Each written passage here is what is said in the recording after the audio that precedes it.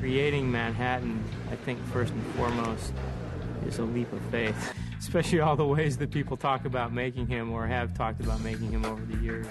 I wear a sweatsuit that has little blue lights taped to it. On it are little tracking markers. So these markers allow a computer later on to track each motion independently. All right, so we have our panel here that we can disconnect and then unpeel the panel if we need to. We can replace it and then plug it back in. We have all 4 Dr. Manhattan effect suits going. We've been working about 4 months developing the ability to put this many light-emitting diodes on suits without getting hot and putting out the brightness that they need. This is sort of the central brain of the system, and this allows us to control different zones of the suit. We even have LEDs on the bottom of his feet, and that's so that when he steps, we actually see light in his footprint. All of this circuitry controls each zone, allows us to change brightness, so if we need more brightness in one spot and not in another. One other aspect of Dr. Manhattan that's really, really important is the fact that he glows blue. Thousands of LEDs that put out this nice diffuse light that can light everything around him. It's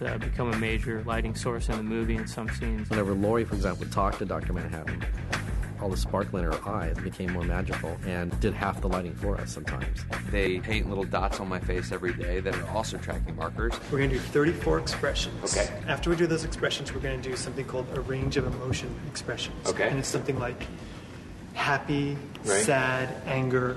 It's just an emotional range that we want to see, and it's going to encompass all the expressions. A lot of it just comes from how fantastic you think this creature is, or this character is in the movie, and you realize that he's a fully CG character that's going to be informed by Billy's performance. Essentially, my performance will be erased from the film, and the computer animators will create a Manhattan version of me, and then they'll make it really big and cool.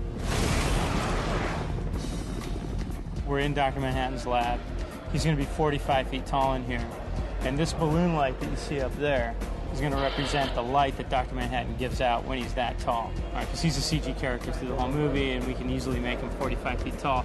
But then he's got to shrink down and become Billy's size. There's a lot of stuff that happens on the set and off the set that goes into keeping the essence of his performance.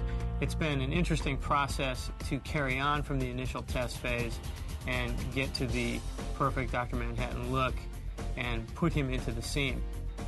We've had a lot of discussions in their screening room about how to downplay it and keep it really true to how Billy is doing the performance, and it's a lot in the face, and I'm really amazed that we got that.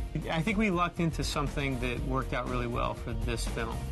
I think it has been pretty successful. We've got quite a few shots done. And we smile a lot in the screening room because it's just kind of freaky, you know?